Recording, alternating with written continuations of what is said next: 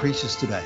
This is a podcast dedicated to the poet Lucretius, who wrote On the Nature of Things, the most complete presentation of Epicurean philosophy left to us from the ancient world. Each week we walk you through the Epicurean texts, and we discuss how Epicurean philosophy can apply to you today. If you find the Epicurean worldview attractive, we invite you to join us in the study of Epicurus at epicureanfriends.com, where you'll find a discussion thread for each of our podcast episodes and many other topics. This week we're in section 32 of Book 2 of Own Ends. To set the stage, Cicero has been complaining about Epicurus's view of pain and how he factors it in with pleasure and happiness and so forth. And the majority of last week, we dealt with Cicero's objections to Epicurus writing a will and providing for things that would happen after he would die, including the regular celebration of a memorial to him every 20th of the month and his own birthday. And Cicero was complaining that it was totally contradictory of Epicurus to be concerned about events that would occur after he was dead, because, of course, in Epicurean philosophy, death is nothing to us, and Epicurus had no ability to experience either pain or pleasure after he died.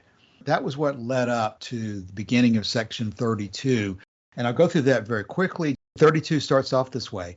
To return to our theme, for we were speaking about pain when we drifted into the consideration of this letter, we may now sum up the whole matter. He who is subject to the greatest possible evil is not happy so long as he remains subject to it, whereas the wise man is always happy, though he is at times subject to pain. Pain, therefore, is not the greatest possible evil. Now, that's where we ended last week, and we discussed that at length. We'll come back to that in just a moment. But here's the rest of the discussion in 32. Now, what kind of statement is this, that past blessings do not fade from the wise man's memory, but still that he ought not to remember his misfortunes? First, we have power over our recollections. I know that Themistocles, when Simonides, or it may be someone else, offered to teach him the art of remembering, said, quote, I would rather learn the art of forgetting, for I remember even the things I do not wish to remember, while I cannot forget what I wish to forget. He had great gifts, but the truth is really this, that it is too domineering for a philosopher to interdict us from remembering things. Take care that your commands be not those of a Manlius or even stronger. I mean when you lay a command on me which I cannot possibly execute. What if the recollection of past misfortunes is actually agreeable? Some proverbs will thus be truer than your doctrines. It is a common saying, quote, past toils are agreeable, unquote. And not badly did Euripides say, I shall put it in Latin if I can, you all know the line in Greek, quote, sweet is the memory of toils that are past, unquote. But let us return to the subject of past blessings. If you spoke of such blessings as enabled Gaius Marius, though exiled, starving, and immersed in a swamp, to lighten his pain by recalling to mind his triumphs, I would listen to you and give you my entire approval. Indeed, the happiness of the wise man can never be perfected or reach its goal if his good thoughts and deeds are to be successively effaced by his own forgetfulness. But in your view, life is rendered happy by the remembrance of pleasures already enjoyed, and moreover, those enjoyed by the body. For if there are any other pleasures, then it is not true that all mental pleasures are dependent on association with the body. Now, if bodily pleasure, even when past, gives satisfaction, I do not see why Aristotle should so utterly ridicule the inscription of Sardanapalus, in which that king of Syria boasts that he has carried away with him all the lustful pleasures. For, says Aristotle, how could he retain after death a thing which, even when he was alive, he could only feel so long as he actually enjoyed it? Bodily pleasures, therefore, ebb and fly away, one after another, and more often leave behind them reason for regret than for remembrance. Happier then is Africanus when he thus converses with his country, quote, cease, Rome, thy enemies to fear, with the noble sequel, for my toils have established for thee thy bulwarks. He takes delight in his past toils. You bid him delight in his past pleasures. he turns his thoughts once more to achievements, not one of which he ever connected with the body.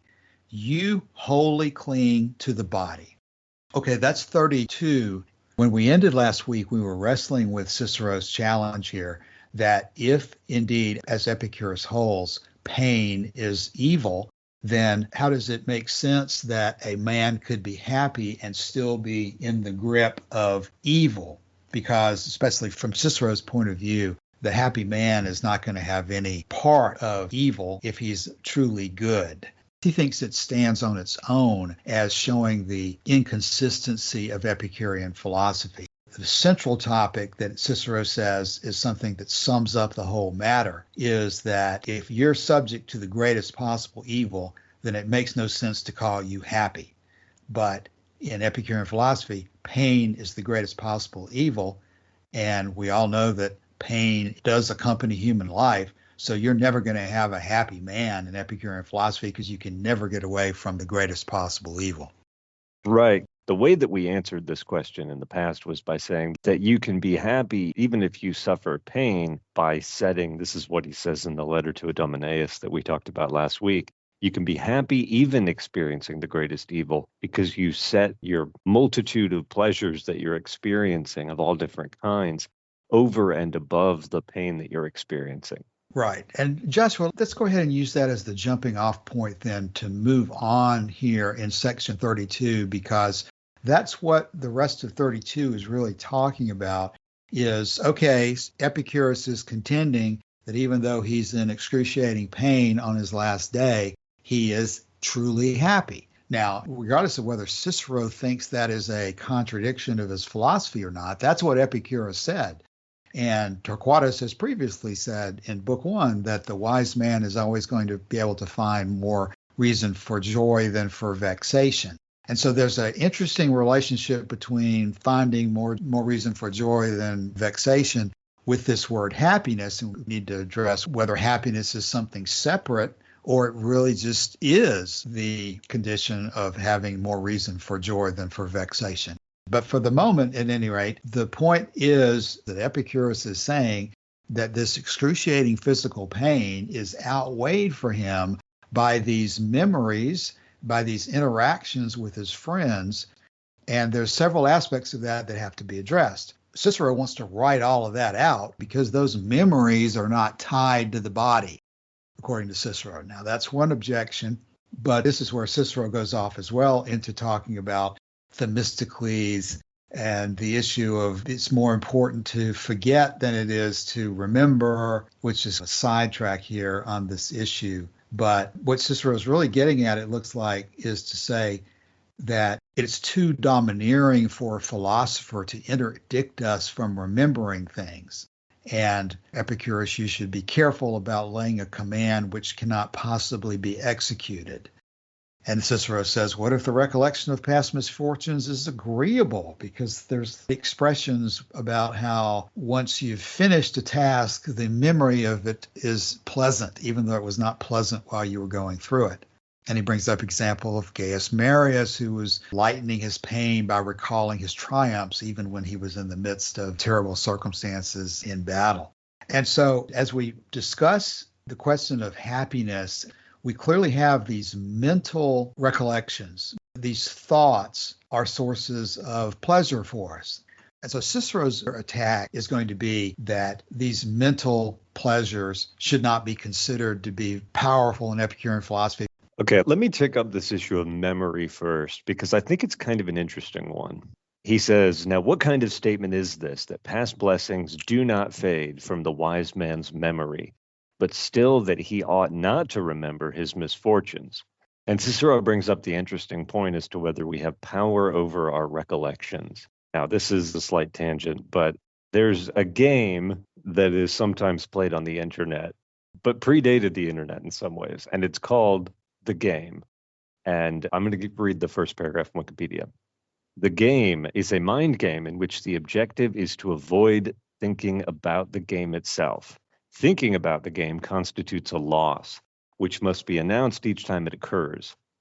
Depending on the variation, it is held that the whole world, or at the very least, all those who are aware of the game, are playing it at all times. And so what this does, and it started at the Cambridge University Science Fiction Society is where this came from. And apart from being just amusing, what it does is points out kind of what Cicero is saying here, which is it's not possible to willfully forget something because the more you try to forget, the more you remember it. It's interesting in other ways, too, because he mentions here an encounter between Themistocles and Simonides. Simonides had offered to teach Themistocles the art of memory, and Themistocles responded, I would rather learn the art of forgetting, for I remember even the things I do not wish to remember, while I cannot forget what I wish to forget. Now, Cicero, in another book, his De Oratore, he discusses at some length what's called the method of loci, which is a strategy for memory enhancement, which uses visualizations of familiar spatial environments in order to enhance the recall of information. This is also known as the memory journey, memory palace, journey method, memory spaces, or mind palace technique. And it is discussed frequently in Roman and Greek rhetorical treatises. If you're Cicero and you're a lawyer and you've got to stand up in front of a court and deliver a long oration, having the ability to remember things correctly and sequentially becomes rather important. Further down on the Wikipedia page, it says this. In some cases, it refers broadly to what is otherwise known as the art of memory. And it comes from the story of how Simonides relied on remembered seating arrangements to call to mind the faces of recently deceased guests. Now, this was taken up by Giordano Bruno, which is part of my interest in this, because Giordano Bruno, in addition to being a student of Lucretius in the 16th century, also spent a great deal of his time and earned some of his money by teaching the art of memory, trying to revive this lost technique from the classical world. But none of this is to Cicero's main point. What he is saying here is that Themistocles, who was a statesman, general, pseudo-menander in a fragment in the Greek anthology, refers to him as the man who saved Athens from slavery. He was naval commander for the Athenian fleet. In other words, he served time in combat. And people who do that typically do have stuff they would really rather forget. So his point here, when you consider that, is actually somewhat poignant. Themistocles wants to forget the horrible things that he has seen and some of the horrible things probably that he has done. And the problem is you can't forget. You can't will yourself to forget something.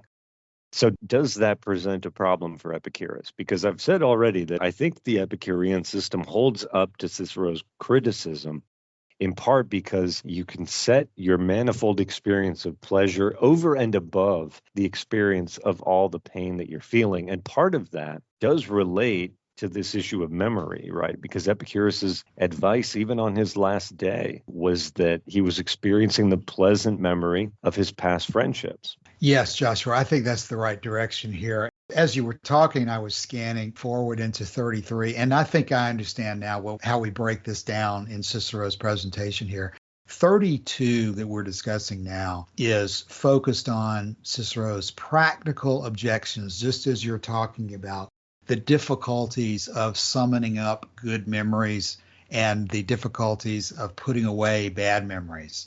And so in 32, we have his practical objections saying, you're asking something that can't be done, Epicurus. We don't have control over our memories. Sometimes even things that were painful when we experience them become pleasurable to us. And then the reverse also happens. So what he's doing in 32 is pointing out the inefficacy or the inefficiency of Epicurus's argument that pleasant memories can offset terrible things in the present. And then in 33, he's going to go back to his old pattern of attacking the mental versus bodily aspects of it. But I think when you dig into what 32 and 33 are talking about, 32 doesn't get to the bodily mental issue nearly as much as 33 does. And so I think really 32 that we're talking about now is a criticism that it just doesn't work, Epicurus. You don't have control over your memories. You forget a lot of things. You have terrible memories. There's all sorts of practical reasons why you're not going to be successful in offsetting pleasant memories over terrible current circumstances and coming up with happiness. This is not the way the mind works. This is not the way people work. Take care that your commands be not those of a manliest and that you're asking things which we can't possibly execute. I don't know if that's a reference to Manlius ordering the execution of his son or something else, but obviously Cicero's point is that it's one thing to say that we can offset pain with pleasant memories of the past, but it's quite another thing to actually do it when you're in the middle of suffering the painful experiences. That's the general issue. Do Epicureans have on rose-colored glasses to think that pleasant thoughts can offset and override physical pain? Well, I guess there are ways in which it would be reasonably expected that you would experience this yourself before telling other people that it works. And I just haven't experienced horrifying pain on the level that would be required, I think, to completely discount this view. But most people aren't in horrifying pain. Most people experience some pain. And for those people, certainly, it ought to be possible to set above the pain they're experiencing the pleasure that they can recall or the pleasure that they're experiencing at the moment as well. Right. And we can make at least two more points on that because, first of all, we're not just talking about on Epicurus's last day against his kidney stones and his kidney pain. He wasn't offsetting the memory of that excellent scoop of ice cream he had yesterday. He wasn't offsetting the exquisite pleasure of a glass of wine he had had a week before or when he was younger, or experiences like that. He's summoning up extremely deep emotional satisfaction, pleasures from the past that are incredibly important to him. The examples he cited give evidence of that. They're not some trivial small passing pleasure of food or drink or some one particular sensual experience that he might have had. He's summoning up very strong emotions that come from the most important aspects of life. And that leads me into the second point, which is what Cicero wants to argue here when he talks about Africanus, because of course Cicero says bodily pleasures ebb and fly away one with another and more often leave behind them reason for regret than remembrance. And he wants to contrast with those bodily pleasures. He wants to contrast the experience of Africanus, who's able to say that Rome has been established in safety because of his toils in war. And so Cicero is implying that this magnificent feeling of glory and power and gladness from being a conquering warrior is sufficient to offset pain. But you Epicureans are just talking about sex, drugs, and rock and roll. And there's no way your experience of having a great meal on the 20th last is sufficient to overcome kidney pain. So I think that's part of the response here.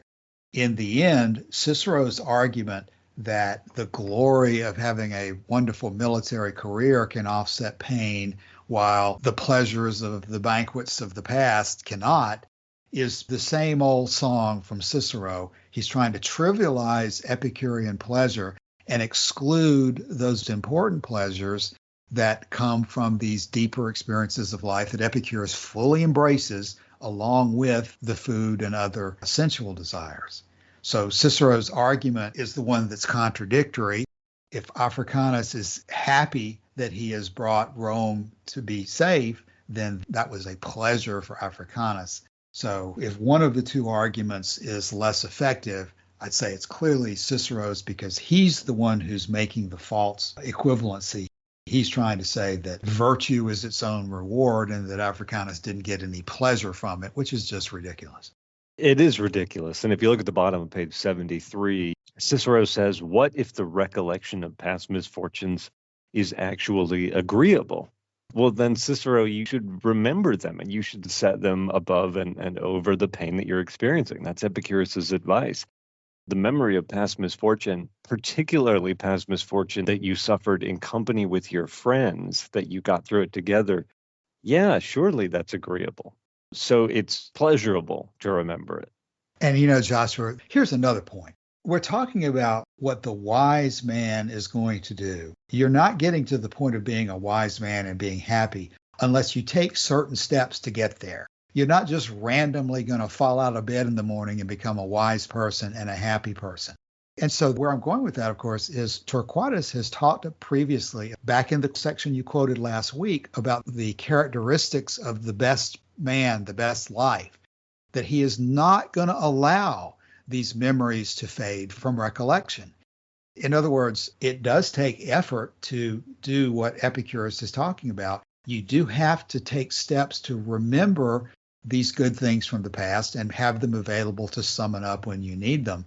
That would be part of the reasoning for the birthday celebrations. That would be part of the reason for the 20th celebrations.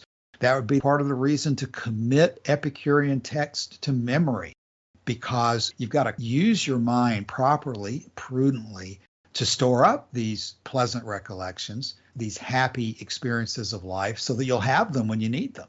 They're not just going to drop in your lap, no matter how imprudent you are in the way you conduct your life. Yeah, Cicero said that it was absurd for Epicurus not only to celebrate his own birthday, but to set up a convention whereby his students would continue to celebrate his birthday even after he had died. But Cicero, all throughout this text, it's the same motive, the same instinct that causes people like Cicero to put up statues of people like Gaius Marius and of Scipio Africanus.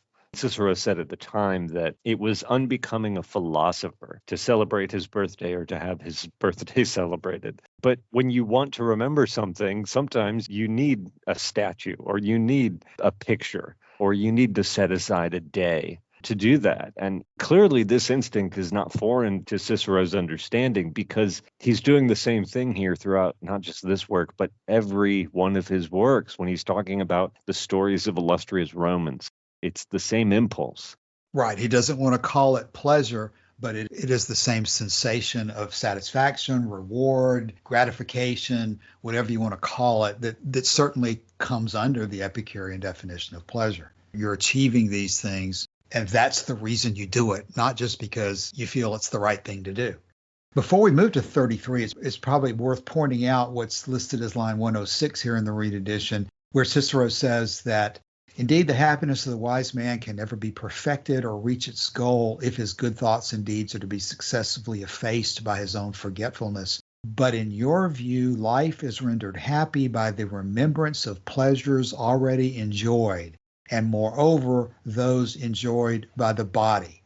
Now, that sentence right there on its own seems interesting to me, because it certainly indicates an emphasis in Epicurean philosophy on how important it is to remember pleasures from the past.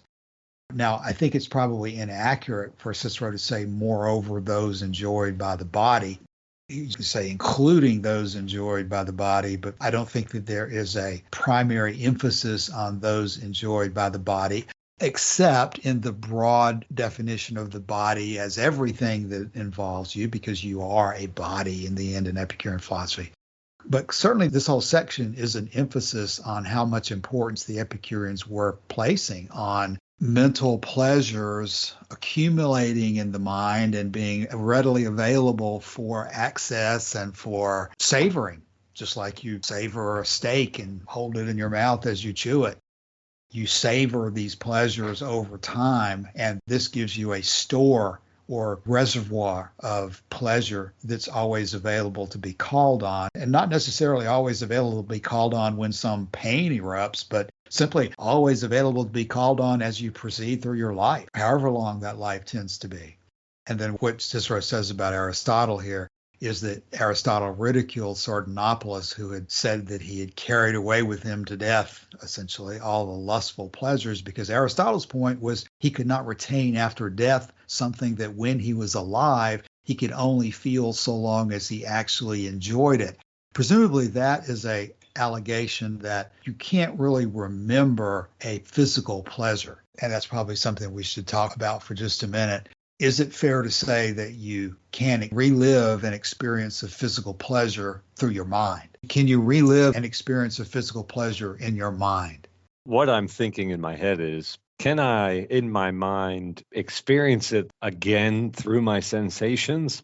Yes, I think that's the question here. With Aristotle basically taking the position, according to Cicero, that you can only enjoy a steak so long as you're chewing it. As long as you're actually experiencing it is the only amount of time that you can enjoy it. How could he retain after death a thing which even when he was alive, he could only feel just so long as he actually enjoyed it? Bodily pleasures therefore ebb and fly away one after another. And since all you care about Epicurus is bodily pleasure, you're just full of bull because you can't store these bodily pleasures in your mind. You're talking about something that's totally different when you talk about mental pleasures. And so your philosophy, as usual, is incoherent. Yeah.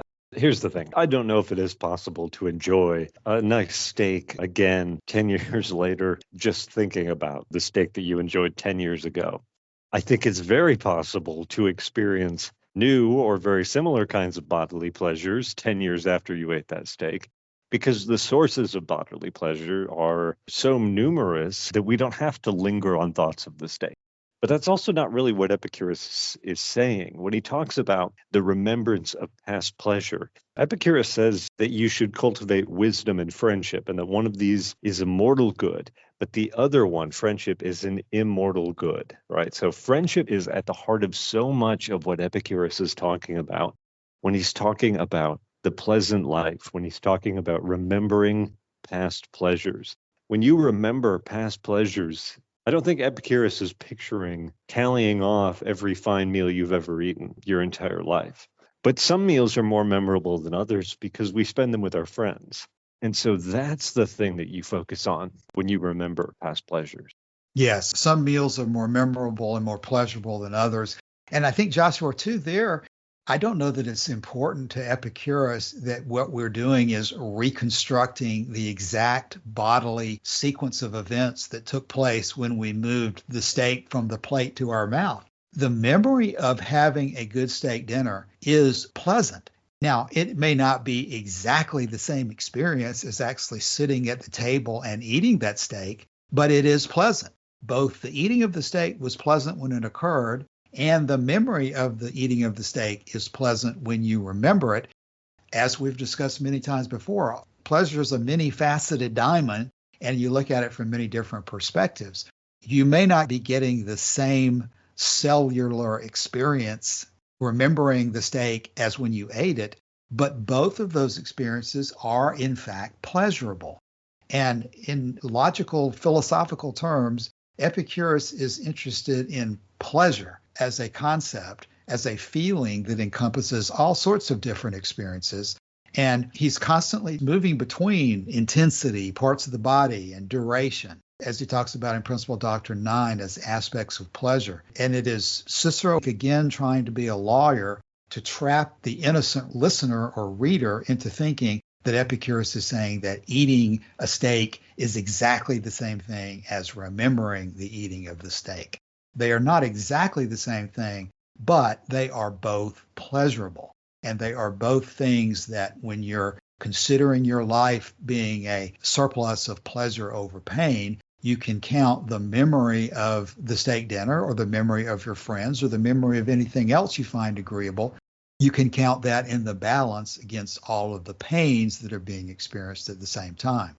Epicurus never said that the wise man, while being tortured, was experiencing a wonderful sensory experience.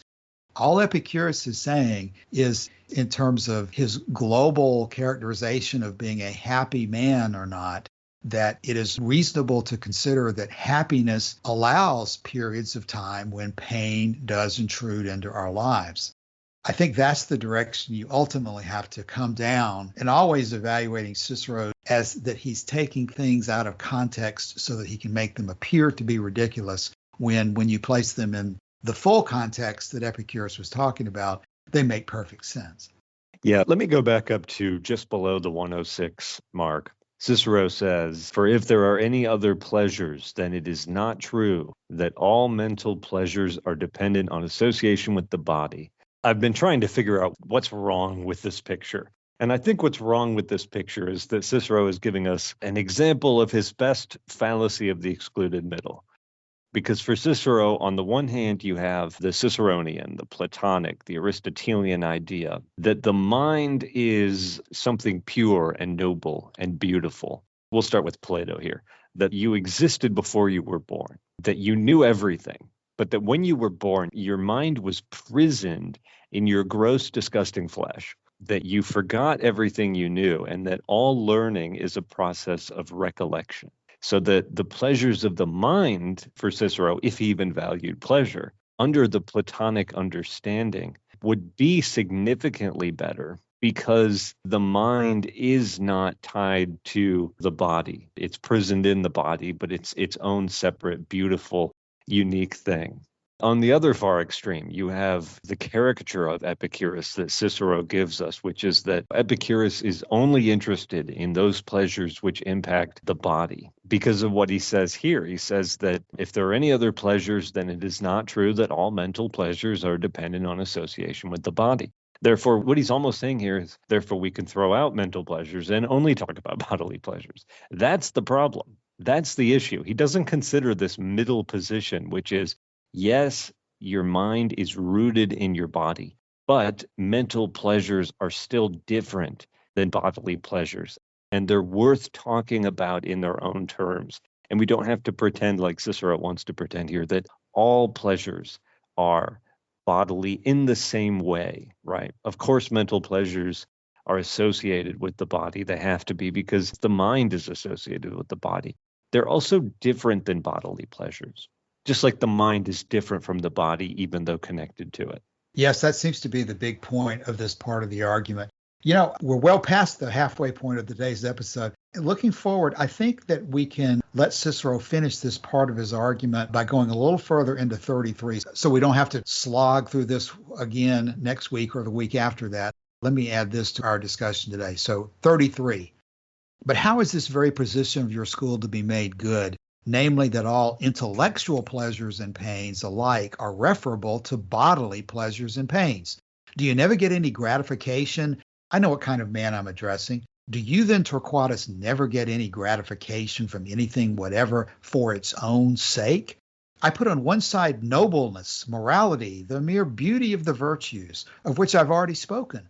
I'll put before you these slighter matters, when you either write or read a poem or a speech, when you press your inquiries concerning all events and all countries, when you see a statue, a picture, an attractive spot, games, fights and beasts, the country house of Lucullus. I won't mention your own because you'd find a loophole. You'd say it had to do with your body. Well then, do you connect all of the things I've mentioned with the body? Or is there something which gives you gratification for its own sake? You will either show yourself to be very obstinate if you persist in connecting with the body everything I've mentioned, or will prove a traitor to the whole of pleasure, as Epicurus conceives it, if you give the opposite opinion. But when you maintain that the mental pleasures and pains are more intense than those of the body, because the mind is associated with time of three kinds, while the body has only consciousness of what is present, how can you accept the result that one who feels some joy on my account feels more joy than I do myself? But in your anxiety to prove the wise man happy because the pleasures he experiences in his mind are the greatest and incomparably greater than those he experiences in his body, you're blind to the difficulty that meets you. For the mental pains he experiences will also be incomparably greater than those of the body. So the very man whom you are anxious to represent as constantly happy must needs be sometimes wretched. Nor indeed will you ever prove your point while you continue to connect everything with pleasure and pain. That's a good place to stop, because after that, he's going to get into a very famous argument about leaving pleasure to the beast. But that takes us to the end, I think, of his argument about this bodily versus physical contradiction that he sees in Epicurean philosophy, and fits in, I think, with what we're discussing today pretty well. Because Cicero hammers home the point that isn't there something, Torquatus, that gives you gratification for its own sake? Do you have to connect everything with the body? Cicero is saying that if you think nobility, morality, the beauty of the virtues, if you think poetry or fine speeches or statues or pictures or attractive spots and fights with beasts and country houses and so forth, if you think those things are pleasurable, but they arise from the body, you don't know what you're talking about, Torquatus, is Cicero's position. But they do arise from the body.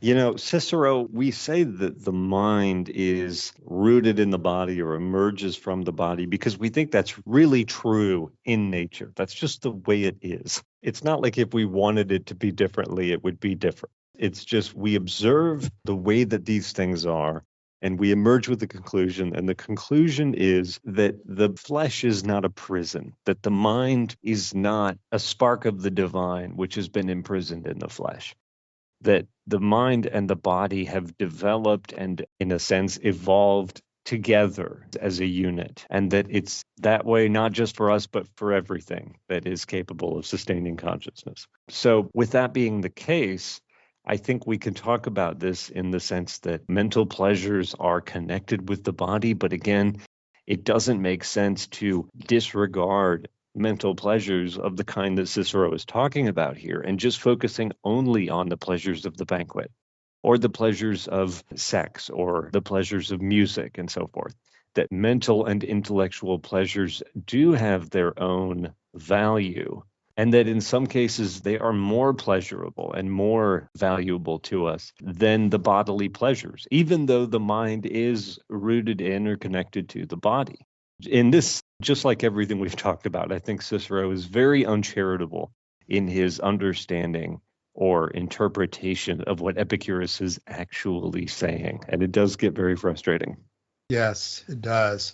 Let me highlight two of the sentences from that 33 as particularly important. Right around 106, it looks like, quote, "You will either show yourself to be very obstinate if you persist in connecting with the body everything I have mentioned," which includes all those issues of nobility and virtue and so forth, "or you will prove a traitor to the whole of pleasure as Epicurus conceives it if you give the opposite opinion." So Cicero is hammering this issue that if you try to bring mental pleasures into the picture, you are abandoning Epicurean philosophy because Epicurus was only concerned about bodily pleasures. That is what Cicero perceives as a real strength of Cicero's argument, which we reject, but Cicero thinks it's important, so I think we should really highlight it. Along with, above line 108 in the Reed edition, "So the very man whom you are anxious to represent as constantly happy must needs be sometimes wretched, nor indeed will you ever prove your point while you continue to connect everything with pleasure and pain."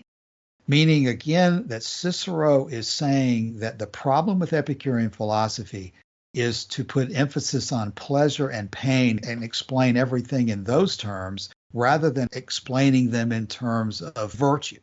Because Cicero's position is that if you focus on pleasure and pain, you will never get away from the conclusion that you will sometimes be wretched. You will sometimes have to deal with pain. You will sometimes have to deal with something that you're calling the chief evil. And if you are inevitably forced to live with the chief evil, then you cannot be constantly happy from Cicero's point of view. The only way to be constantly happy from Cicero's point of view is to pursue virtue, which considers pleasure and pain to be irrelevant to happiness. Most of what we've been talking about today and for the last several weeks, it seems to me, comes down to this type of an argument. I suppose if we had any inclination to be charitable to Cicero, we could at least say that he's persistent because he takes an argument and he does not let it go. He thinks he's got a crack in Epicurean philosophy in its description of mental versus bodily pains and pleasures, and he's going to ride that argument for all it's worth.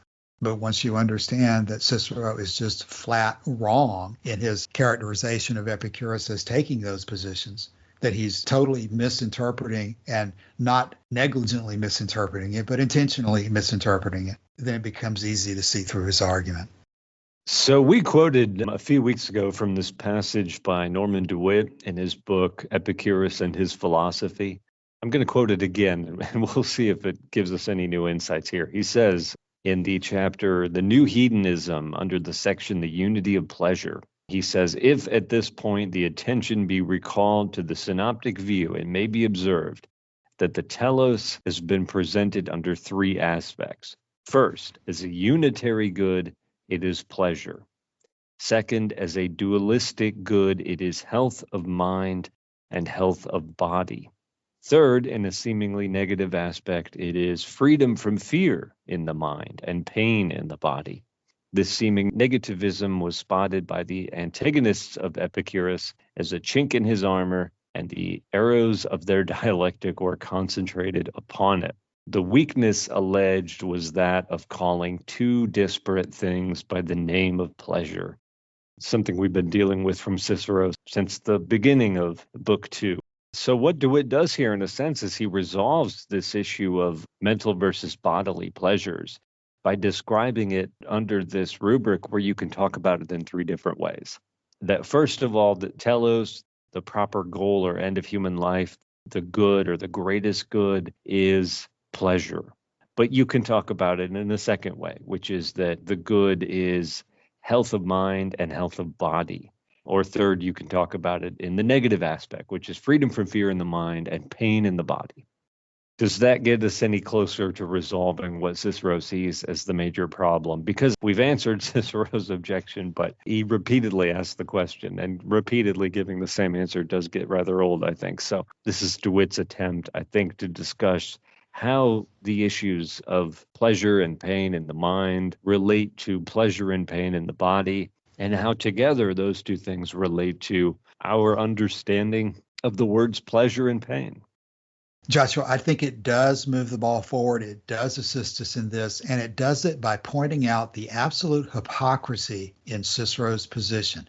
This is not rocket science to observe that the word pleasure has multiple meanings in multiple contexts. There's nothing unique about that either. The word virtue has multiple meanings in different contexts. Virtue includes all sorts of different things. It includes justice. It includes wisdom. It includes courage. It includes temperance. Well, Cicero, which of those is the most important virtue? Which one are you talking about when you're talking about a warrior on the battlefield or a scientist studying books? Why is it so clear to you that virtue can have many different aspects to it, but you refuse to allow pleasure to have different aspects to it and be used in different contexts? Which of the virtues, Cicero, do you hold most important to you that you should not consider justice, for example, to be the supreme virtue, and that everything else within virtue is instrumental towards justice? You don't seem to have any problem in gathering together all of these things you consider to be good under the single term of virtue. Why can't Epicurus gather all these things that he considers to be good under the name of pleasure? There's no reason you can't do it. And Joshua, of course, that recalls to mind DeWitt's comment. The extension of the name of pleasure to this normal state of being was the major innovation of the new hedonism. It was in the negative form, freedom from pain of body and distress of mind, that it drew the most persistent and vigorous condemnation for adversaries. The contention was that the application of the name of pleasure to the state was unjustified on the ground that two different things were being denominated by one name. Cicero made a great to-do over this argument, but it is really superficial and captious.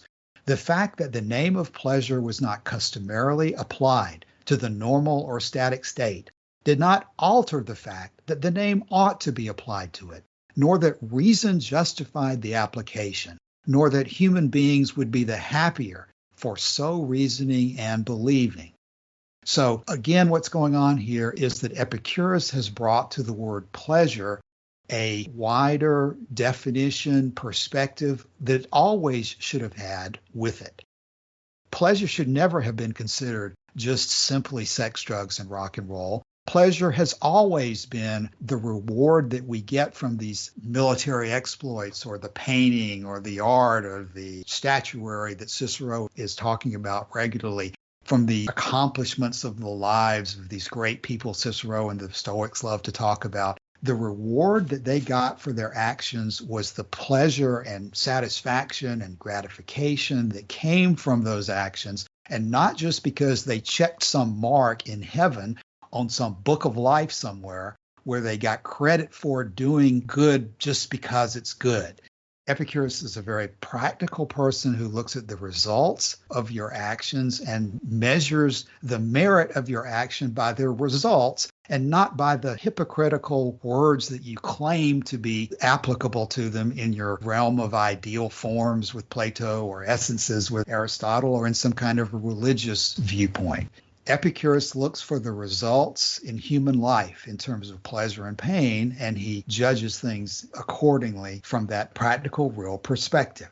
So when Cicero concludes that section and says that the very man you're anxious to represent as constantly happy must needs be sometimes wretched, well, there's nothing mysterious about the word happy, that there's some God-given or form-given definition where happiness requires virtue as its own reward. From the Epicurean perspective, happiness is a life in which pleasures are predominating over pains. In the Epicurean life, as described by Torquatus, the wise man is going to constantly have more reason for joy than for vexation. Epicurus is going to have more reason for joy on the last day of his life than he is to wallow in self-pity because of his kidney disease. And although not everybody may be able to figure the problem out, as Epicurus talks about sometimes, those who do figure the problem out can understand that this is the proper approach to life and live happily, while those who are pursuing this ghost of virtue are going to find that virtue has no existence of its own and gives nothing of its own and is not worth having except for the pleasure that we achieve from it while we're alive. Okay, we've had a good discussion today on sections 32 and 33 so far. Let's bring the episode to a close and see if anyone has closing comments. Martin, anything today? Sorry, I have nothing to add today. Thanks. All right, thank you, Martin. Now, Calasini's not with us today, but Joshua is. So, Joshua. Well, it may be as foolish as you like to celebrate birthdays or to recognize the anniversary of the day someone died, but I should notice that Cicero's best friend, Titus Pomponius Atticus, and an Epicurean, died on this day in 32 BC and was buried at the 5th mile of the Appian Way outside Rome. Very good, very good. That's a good thing to remember. And that brings to mind that part of what we've been discussing today is that we need to spend our lives experiencing good things so that we have happy memories to deepen the enjoyment of our lives. And I think, Joshua, you're going to be away from us next week doing such a thing. Yes, that's right. That's right. There is an eclipse coming across the continental United States and parts of Mexico, and I will be in Arkansas for that. So fortunately, our friend Don has agreed to step in and fill the vacancy. So our listeners can look forward to hearing from Don again, who hasn't been on in a little while. Yes, we'll have Don with us next week, and we'll go back and use Joshua's absence and Don's presence with us to do a little bit of a recap of some of the key issues that Cicero has been throwing at Epicurus and at Torquatus over the last number of pages here. This issue of the relationship between pleasure and pain and happiness, and this constant argument by Cicero that Epicurean philosophy is worthless because the wise man will never be able to escape pain, that pain in Epicurean philosophy is the greatest evil, and so Epicurean philosophy just makes no sense at all. We'll step back next week with Don's help and dive back into some of the Latin words that we see Cicero using to describe this, and we'll do our best to make good use of the week before we go further when Joshua returns. And Don can scold us for our incorrect use of the word happiness in lieu of eudaimonia. So look forward to that conversation next week. Exactly. That's a deep subject, and Don's one of our best participants on Epicurean Friends for helping us deal with issues like that. So we really appreciate all of his contributions and look forward to going back over these issues with him next week. But with that, let's close the episode for today. As always, we invite you to drop by the forum and let us know if you have any comments or questions about this episode or anything else you'd like to discuss about Epicurus. We'll be back next week. See you then. Bye.